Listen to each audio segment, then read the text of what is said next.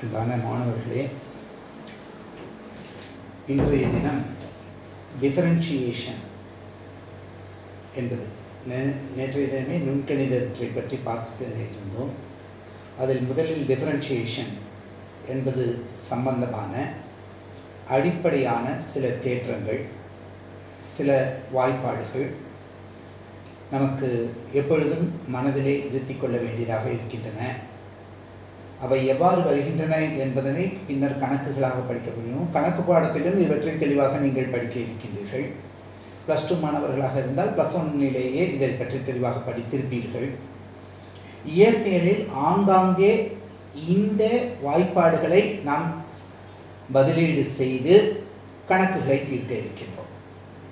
நமது நோக்கம் அந்த கணக்கின் அடிப்படையில் எவ்வாறு இயற்பாடுகள் சமன்பாடுகளையும் கணக்குகளையும் அணுகுவது என்பதாக இருக்கின்றது. பொதுவாக எந்த ஒரு நிலையிலும் நாம் சில சார்புகளை பற்றி தெரிந்து கொள்ள வேண்டியிருக்கிறது. சார்பு, சார்ந்திருத்தல், அதனை ஆங்கிலத்தில் ஃபங்க்ஷன் என்று கூறுகின்றோம். f(x) என்று சொல்லுகின்றோம். இந்த f என்ற ஃபங்க்ஷன் சார்பு என்பது எவ்வாறு இருக்கின்றது, பொதுவாக எவ்வாறெல்லாம் சார்ந்திருக்க முடியும்? அது மாறிலியை வைத்து சார்ந்திருக்க முடியும். ஒரு திரிகோணமதிப்படி sin θ cos θ என்றெல்லாம் சார்ந்திருக்க முடியும். எக்ஸ்பொனென்ஷியல் ஃபங்க்ஷனாக இருக்க முடியும், அல்லது லாகரிதமிக் ஃபங்க்ஷனாக லாக் என்பதாக இருக்க முடியும். ஆக இந்த வகையிலே எந்த ஒரு தன்மையும் ஒன்றை சார்ந்திருக்கின்றது. இயற்பியல் கருத்துகளிலே நாம் வடிவவியல் கணிதத்தை பார்க்கும் பொழுதும் இதற்கு மிக முக்கியமானதாக இருக்கின்றது. எப்பொழுதும் 2 தன்மைகள் y = kx என்று எழுதினால், இங்கு k என்பது மாறிலியாக இருக்கின்றது. இது இண்டிபெண்டன்ட் வேரியபிள் என்று சொல்கின்றோம். இந்த இண்டிபெண்டன்ட் என்பது தன்னிச்சையான ஒரு அமைப்பு. இடப்பெயர்ச்சி காலம் என்று எடுத்துக்கொண்டால், இடப்பெயர்ச்சி என்பது காலத்தை சார்ந்திருக்கின்றது. அப்ப இடப்பெயர்ச்சி என்ற சார்பினை எதில் எடுத்துக்கொள்வோம்? y என்று எடுத்துக்கொள்வோம்.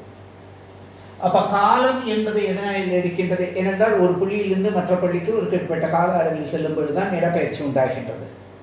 அப்ப x என்பது இண்டிபெண்டன்ட் வேரியபிள், இந்த y என்பது டிபெண்டன்ட் வேரியபிள். அப்ப ஒன்றை சார்ந்து மற்றது அமைகின்றது. இப்படி ஒரு படுக்கை கிடக்கை கோடு ஒன்று எடுத்துக்கிறோம். இதை x அச்சு என்று எடுத்தால், இதற்கு செங்குத்தாக நாம் எடுத்துக்கொள்கின்ற இந்த அச்சு y, இது சார்ந்த எதனை சார்ந்த? x ஐ சார்ந்த ஒரு அச்சு. இப்ப இதுல இருந்து என்ன சார் நாங்க தெரிஞ்சுக்க முடியும்? இந்த x அச்சுல t என்பதை எடுத்துக்கிறோம். இந்த இதுல x என்ற நம்ம இடப்பெயர்ச்சி s என்று இந்த கன்ஃபியூஷன் இல்லாம இடப்பெயர்ச்சியை எடுத்துக்கிறோம். இப்படி எடுக்கும் பொழுது இப்ப இதுக்கு சிறிய சிறிய பகுதிகளாக பிரிக்கிறோம். 1 2 3 4 இது 1 வினாடி, இது 2 வினாடி, 3 வினாடி, 4வது வினாடி, 5வது வினாடி, 6வது வினாடி என்று எடுத்தோம். இதுல இது 1 மீட்டர், இது 2 மீட்டர், இது 3 மீட்டர், இது 4 மீட்டர் என்றெல்லாம் இடப்பெயர்ச்சியினுடைய அலகுகளை நம்ம இப்படி எடுத்துப்போம். இப்ப நமக்கு 0 காலத்துல 0 இடப்பெயர்ச்சி இருந்தது. அப்ப அந்த ஆதார புள்ளியில இருக்கு. இப்ப இதுல இருந்து ஒரு சீரான இயக்கமா இருக்கு அப்படின்னு எடுத்தோம்னாக்கா, இவ்வாறு ஒரு நேர்கோட்டு அந்த அமைப்பினை காண்பிக்கின்றது அப்படின்னு சொன்னா, இப்ப 3வது, அதாவது இந்த அமைப்பு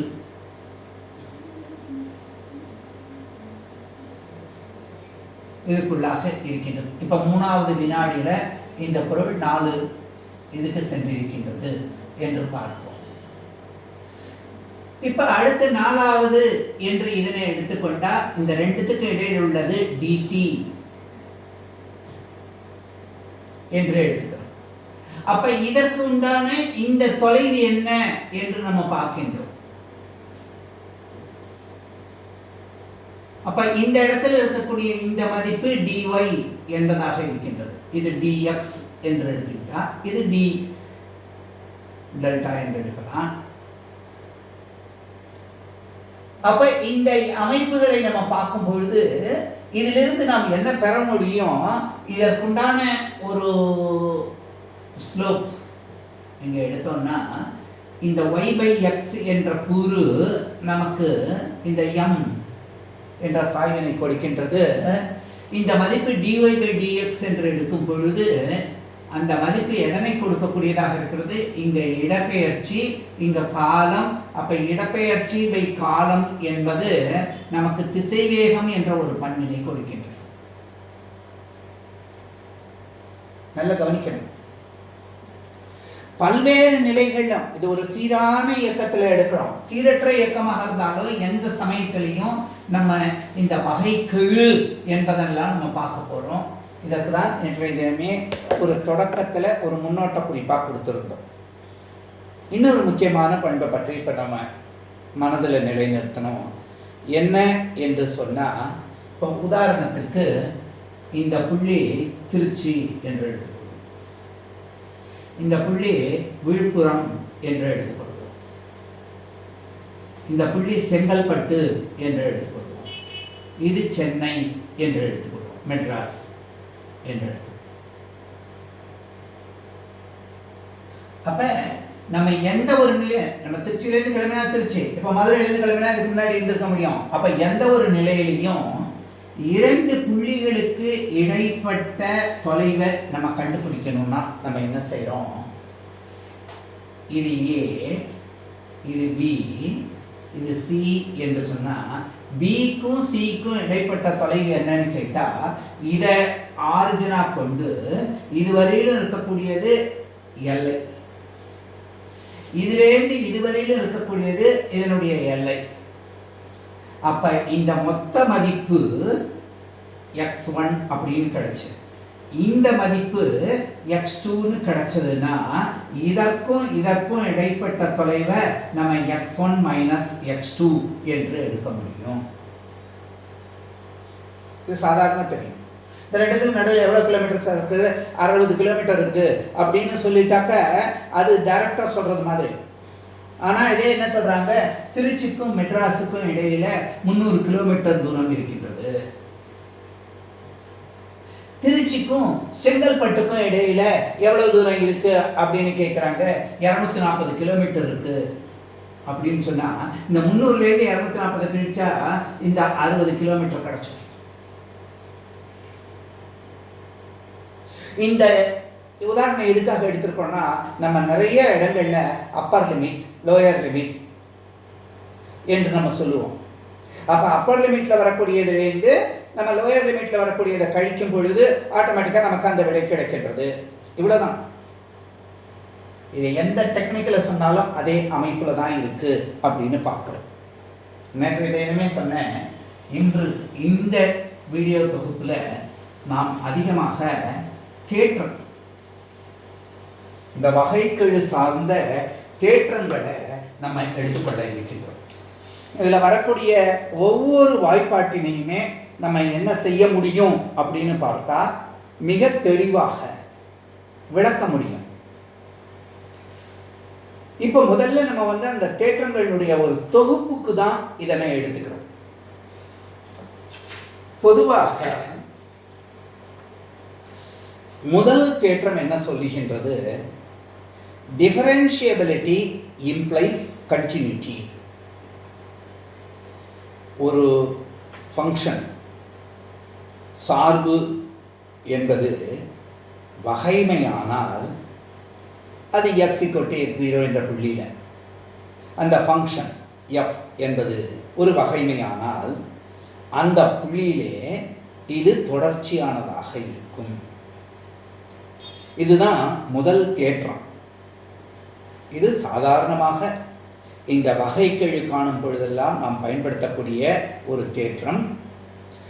நாம் கணக்குகள் இதில் ஒவ்வொன்றையும் அடுத்த வீடியோவில் போட இருக்கின்றோம். ஒவ்வொரு தேற்றத்துக்கும் ஒவ்வொரு மாதிரி கணக்குகளை எடுத்து போட்டோம்னா இந்த தேற்றங்கள் நமக்கு உறுதிப்படும் என்று.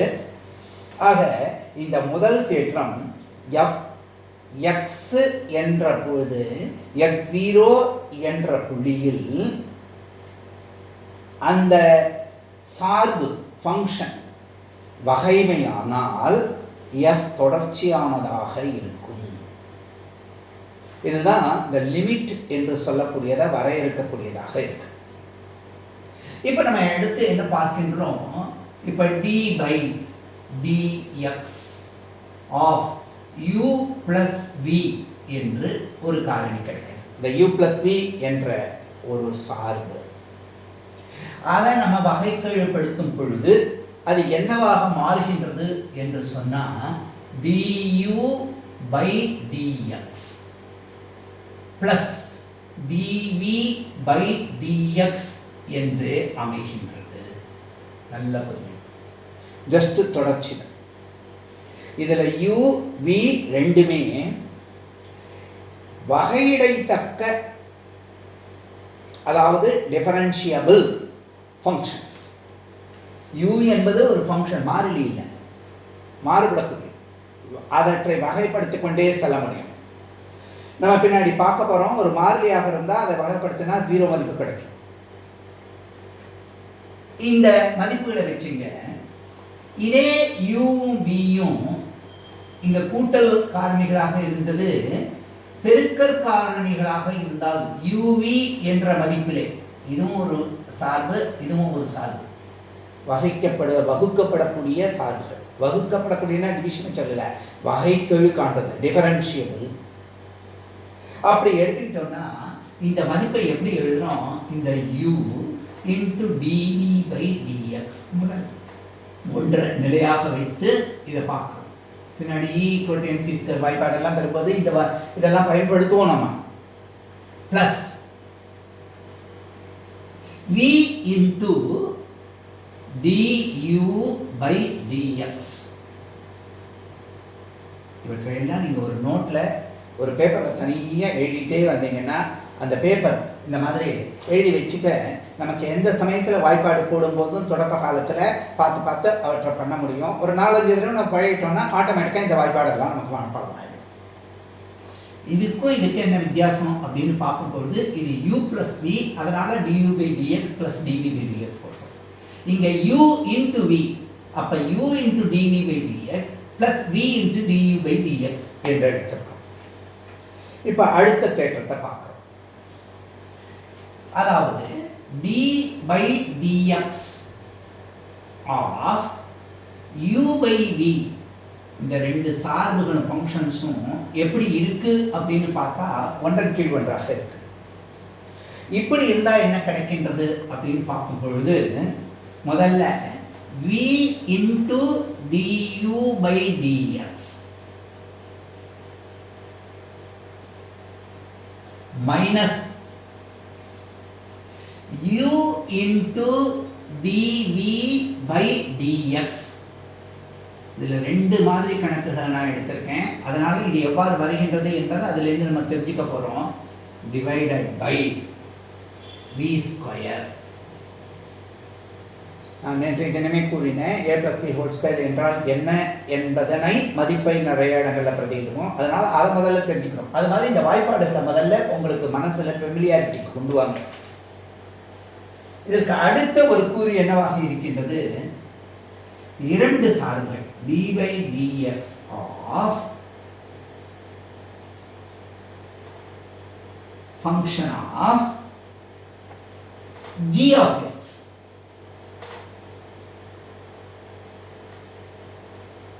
இங்க பாருங்க, இதுக்கு ஒன்று, இதுக்கு ஒன்று.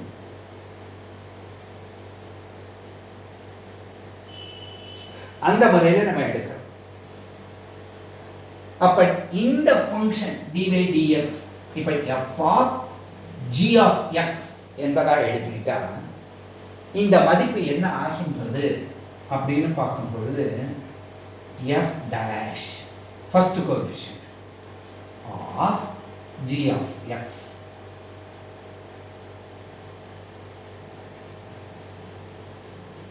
நல்ல கவனிங்க. இந்த மதிப்பை நம்ம இந்த g என்ற ஃபங்க்ஷனுடைய டிஃபரன்ஷியல் பவர்னாலையும் நம்ம டிஃபரன்ஷியேட் பண்ண வகைக்கெழு காணும். இதுவும் ஒரு குறிப்பிட்ட இடத்துல வரும். நாளைய தினம் அடுத்த வீடியோ, இந்த வீடியோனுடைய தொடர்ச்சி. அதில் கம்பல்சரியாக இந்த ஒவ்வொன்றுத்துக்கும் நமக்கு மாதிரி கூறுகள் இருக்குது. அதை பார்க்கும்போது தான் உங்களுக்கு இது மனசில் புரியும். ஆனால் இன்றைய தினத்தினுடைய நோக்கம் இந்த தேற்றங்களை எல்லாம் அடுத்தடுத்து வரிசைப்படுத்தி பார்ப்பது. இது 2வது தேற்றம்னு சொன்னோம், இது 3வது என்று சொன்னோம், இது 4வதுன்னு சொன்னோம், இது 5வது தேற்றம்னு சொன்னோம். ஃபஸ்ட்டு தேற்றம் கண்டினியூட்டி, டிஃபரன்ஷியபிலிட்டி இம்ப்ளைஸ் கண்டினியூட்டி என்று சொல்லக்கூடியது. இப்போ இதற்கு அடுத்தது ஒரு மாறிலியை கொண்டு வரும் இந்த ஃபங்க்ஷனில். இங்கே ரெண்டுமே ஃபங்க்ஷனாக இருக்குது, எஃப்ஜி ரெண்டுமே சார்புகள். இப்போ ஒரு மாறிலியை கொண்டு வந்தால் என்ன நடக்கிறது?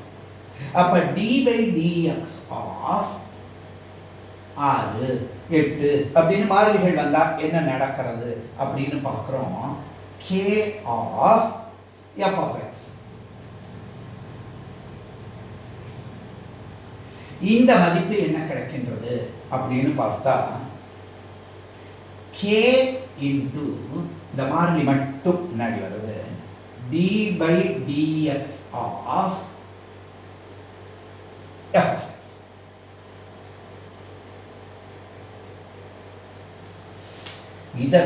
இதற்கும் மாறுபாடு இருக்கு. இந்த k என்பது மாறிலி, இங்க f g ரெண்டுமே சார்பு. அதை ஞாபகம் வச்சுக்கணும். இப்போ இந்த தன்மைகளை நீங்கள் எழுதியிருப்பீங்க அப்படின்னு நினைக்கிறேன். இதை கொண்டு அடிக்கடி நாம் சமன்பாடுகளை பயன்படுத்தக்கூடிய சில வாய்ப்பாடுகளை இப்போ நம்ம பார்க்க போகிறோம். படிப்படியாக ஒன்றாக பார்ப்போம்.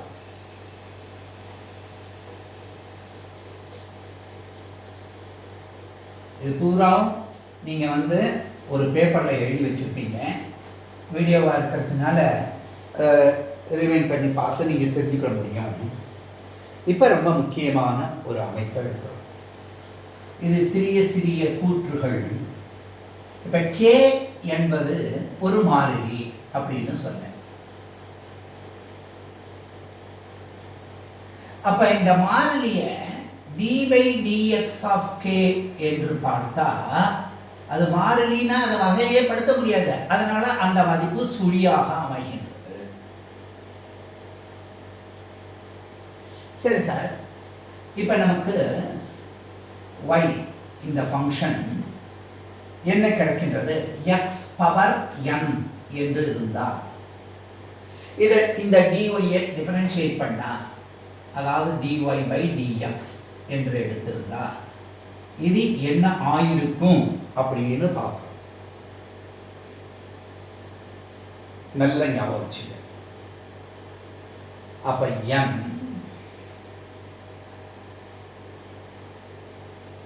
இன்டு இங்க பாருங்க x power n minus 1.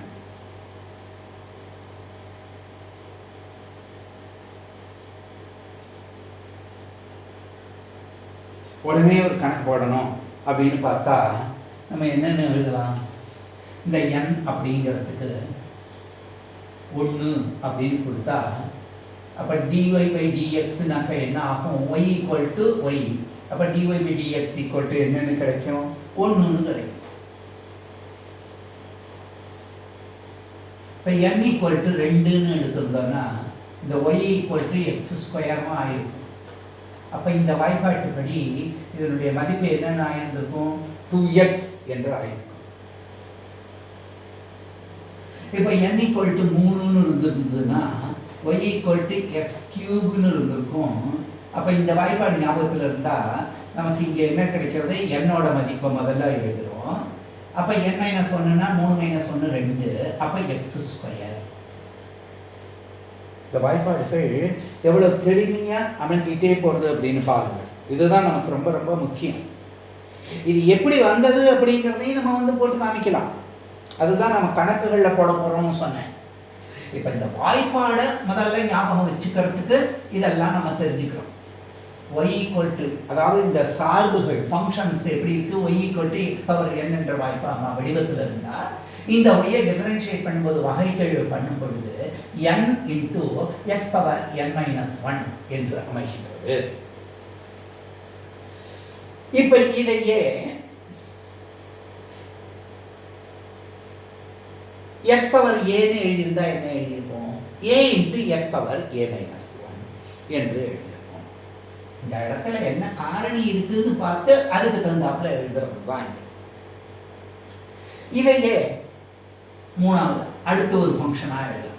y equal to f of x என்று எழுதி இந்த f என்பது ஒரு லாகரிதமிக் ஃபங்க்ஷன் அப்படின்னு இருந்திருந்தா இந்த மதிப்பு log x, இப்போ இந்த சார்புங்கிறது என்னங்கிறத புரிஞ்சிருக்கும். அப்ப dy by dt, therefore dy by dx இந்த மாறிலியை ஒட்டி வருது. dy by dx என்பது என்ன ஆகின்றது என்று சொன்னால் d by dx of log xன்னு எழுதுறோம். அதாவது இந்த இடத்துல இருக்கிற ஃபங்க்ஷன் இந்த ஃபங்க்ஷன் தான், ஒய்யோட ஃபங்க்ஷன். அந்த மதிப்பை இங்கே எழுதினா இதனுடைய மதிப்பு என்ன கிடைக்கிறது? 1/x என்று கிடைக்கிறது. இதெல்லாம் ரொம்ப முக்கியமானது. பின்னாடி ரேடியோ ஆக்டிவிட்டி கதை இயக்கத்திலையும் பல சமன்பாடுகள்லாம் பெறும்பொழுது இந்த வாய்ப்பாடுகள்லாம் நம்ம வாய்ப்பாட்டை பயன்படுத்த போகிறோம்.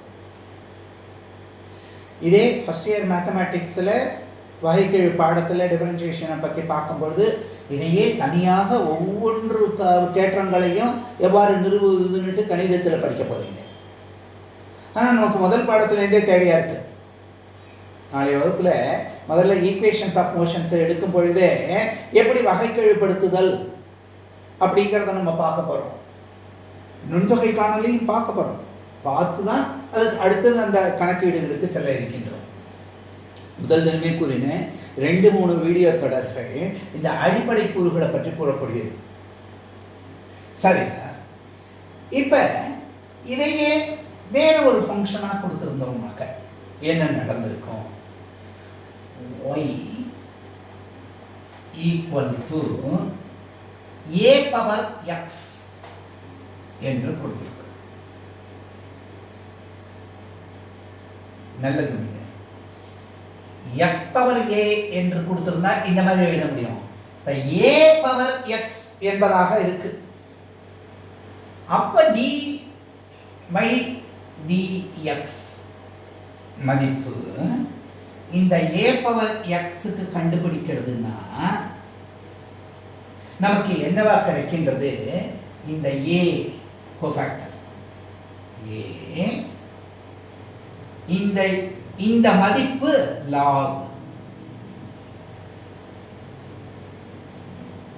இந்த மதிப்பு log a power x into log a. தெளிவா ஒவ்வொன்றையும் நிறுத்தி சொல்றேன் மனதில் கொள்வதற்காக. இந்த மதிப்பை எடுத்துக்கிறோம். சரி சார், இப்போ y மதிப்பு e பவர் x இருந்ததுன்னா எக்ஸ்போனன்ஷியல் ஃபங்க்ஷன், அந்த அமைப்பு இருந்ததுன்னா என்ன ஆகும் அப்படின்னா d by dx of e power x என்பதும் e பவர் x என்பதாகவே முடியும்.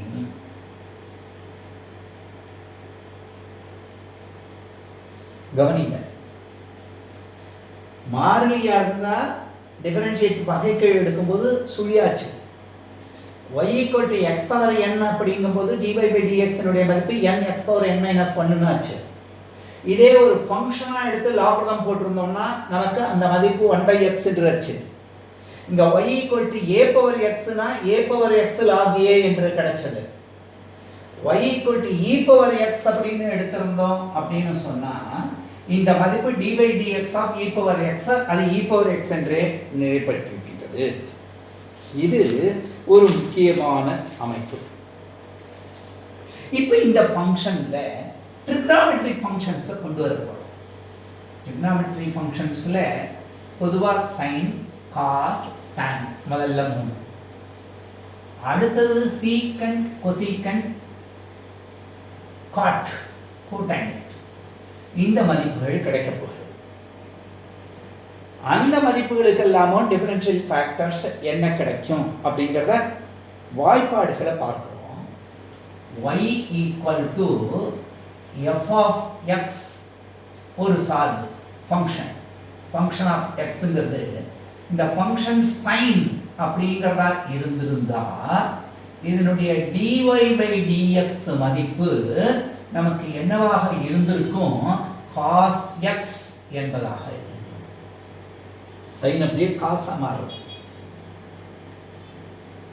சரி சார், இதே y equal to cos x என்று இருந்திருந்தா, அதாவது f of x என்பது cos x ஆக இருந்திருந்தா dy by dx மதிப்பு என்னவாக மாறுகின்றது? நமக்கு மைனஸ் சைன் x என்பதாக வருகின்றது. இந்த முதல்ல சொன்ன தேற்றங்கள் இருக்கு இல்லையா, அந்த தேற்றங்களை வச்சு தான் நம்ம இதெல்லாம் வரையறுக்க போறோம். ரொம்ப தெளிவாக பார்க்கலாம். ரொம்ப சிம்பிளான விஷயங்கள் தான். நேர காரணத்தினால முதல்ல தொகுப்புக்கு இதை கொடுக்குறேன். இதற்கு அடுத்து நம்ம கணக்குகள் அதை ஒவ்வொன்றையும் கொண்டு ஒரு கணக்கை சால்வ் பண்ணும்போது அந்த அமைப்புகளையும் பற்றி பார்க்கலாம். அடுத்தது y equal to tan x என்று எடுத்துக்கிறோம். இதெல்லாம் முக்கியமான மதிப்புகள், எப்பொழுதும் நினைவில் வச்சிருக்க வேண்டியது. அப்ப d by dx of tan x, ஒரு சின்ன வித்தியாசம். இப்போ எக்ஸுங்கிற இடத்துல தீட்டா இருந்ததுன்னா dy by d தீட்டான்னு போட்டுக்க போகிறோம். எக்ஸுங்கிற இடத்துல டீன்னு இருந்தாங்கன்னா dy by dt போட்டுக்க போகிறோம். ஆக இதெல்லாம் வந்து வேரியபிள். அதைத்தான் இந்த இடத்துல இருக்கக்கூடிய வேரியபிளை நம்ம இங்கே எடுத்திருக்கோம். அதை கொண்டு வகைப்படுத்தி கொண்டே போகிறோம். சிறிய சிறிய சிறிய பிரிவுகளாக பிரிக்கிறது. இதுதான் வகைக்கெழு காணுதல், டிஃபரன்ஷியேஷன் என்பதே. அப்போ இதனுடைய மதிப்பு என்ன ஆகின்றது அப்படின்னு பார்க்கிறோம். இதனுடைய மதிப்பு சீக்வென்ட் ஸ்கொயர் எக்ஸ் என்பதாக இருக்கின்றது. சரி சார், இப்போ y equal to secant x என்று இருந்ததுன்னா நீ பாருங்க, sin cos tan, அப்புறம் secant cosecant cotangent. அப்ப secant x என்பதாக இருந்தா அந்த அந்த பிரிவுகளை அப்படியே ஒவ்வொரு தொகுப்பா எடுத்துட்டு அந்த கோர்வைகளுக்கு உண்டான வாய்ப்பாடுகளை மீண்டும் மீண்டும் மீண்டும் பொதுவாக மாணவர்களுக்கு நாம் என்ன கொடுப்பது அப்படின்னா, ஒரு பாடம் அப்படின்னு எடுத்துக்கிட்டாலே அந்த பாடத்தில் இருக்கக்கூடிய முக்கியமான வாய்ப்பாடுகள் ஃபார்முலா எல்லாத்தையும் ஒரு பேப்பரில் எழுதி ஒரு கேலண்டர் பக்கத்தில் வச்சுட்டா டெய்லி அந்த கேலண்டர் பார்க்குறது மாதிரி ஒரு 5 நிமிஷத்துக்கு அவற்றை எல்லாம் பார்த்துக்கிட்டே வரும். திருப்பி திருப்பி திருப்பி அவற்றை பார்க்கும் பொழுது நம்மளை அறியாமையே நமக்கு மனதுக்குள்ள அந்த வடிவங்கள் தெளிவாக தெரிந்துவிடும். அப்போ ஒரு கணக்கு போடும்போதோ அல்லது பரீட்சையில் எழுதும் பொழுதோ நமக்கு இதை பார்க்கும்பொழுது உடனே அந்த நினைப்பு வந்து இதுதான் புரிந்து கொள்வது, கூடவே மனதில் இருத்துவது. அதாவது மனப்பாடம் செய்கிறது அப்படின்னு சொல்லிட்டு அதாவது சில பேர் சொல்லுவாங்க புருட்டாம்போக்கில் படிக்கிறதுனா, அந்த மாதிரி நான் சொல்லலை. Repeated exposure. அந்த ரிப்பீட்டட் எக்ஸ்போஷரில் நம்ம எப்படி கொண்டு வரோம்? இதெல்லாம் பயிற்சியின் காரணமாக தான் வர்றது. இப்போ ஒலிம்பிக்கு ஓடுறான்னா அவன் எவ்வளவு பயிற்சி செய்கிறான். சாதாரண ஸ்கூலில் வைக்கக்கூடிய காம்படிஷனுக்கே ஓடணும்னா 10 நாளைக்கு முன்னாடியிலேருந்து நம்ம ப்ராக்டிஸ் ஆரம்பிக்கிறோம். அப்போ ஒரு பாட்டு பாடுறது அப்படின்னா உடனே அந்த ராகம் அப்படிங்கிறது வந்துடாது, ஒரு தாளக்கட்டு வந்துடாது. அதுக்கு தொடர்ச்சியாக நம்ம அதுக்கு முயற்சி செய்து பயிற்சியை எடுத்துக்கொண்டே இருக்கணும். அந்த தன்மையை தான் இங்கே பார்க்குறோம். அப்போ y equal to secant x அப்படின்னா, secant xனாக்க என்னன்னு அர்த்தம்? இந்த ஃபங்க்ஷன் f of xங்கிறது secant xன்னு இருக்கு. அப்போ 1 by secantங்கிறது எவ்வாறு கிடைக்கின்றது? 1 by cos x.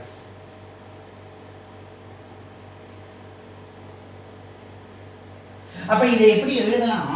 cos x power -1 அப்படின்னுட்டு எழுதலாம். 1 byன்னு போட்டாலே.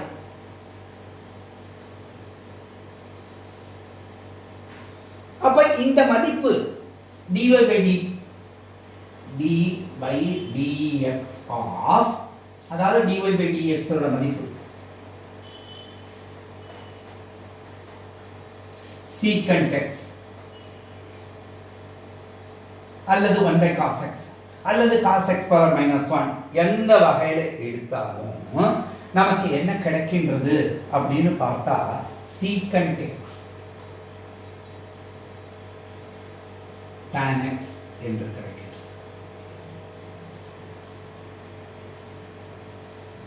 சரி சார், இப்போ இதே y equal to cosecant x என்று எடுத்திருந்தா என்ன கிடைச்சிருக்கும்? இது என்ன? கொசீக்கண்ட் என்பது 1 by sin x. இந்த cos வந்தது. அதுபோல இதை sin x power minus 1 என்று எடுத்திருக்கலாம். அப்ப இந்த மதிப்பு என்ன என்று கிடைக்கின்றது? Minus cosecant x cot x என்று கிடைக்கின்றது. அதாவது டிஃபரன்ஷியேட் பண்ணும்போது dy by dx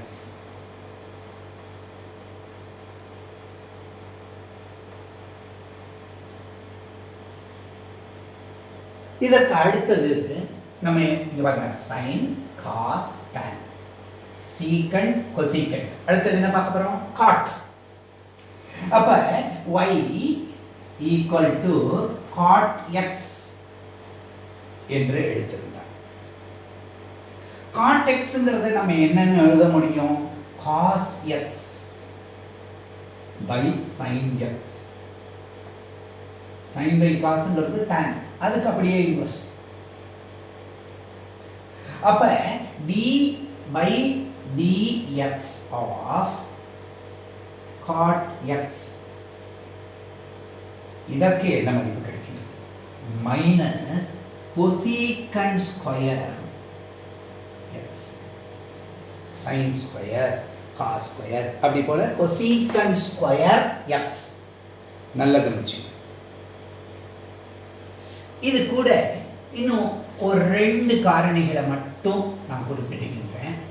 கணக்கு பாடத்தில் ரொம்ப தெளிவாக நிறைய படிப்பீங்க. ஆனால் இங்கே நம்ம இயற்பியலில் பல்வேறு நிலைகளில் இவற்றையெல்லாம் நம்ம பயன்படுத்த இருக்கின்றோம். அதனால் இந்த வாய்ப்பாடுகள் நமக்கு முக்கியமானதாக இருக்கும். d by dx of sin inverse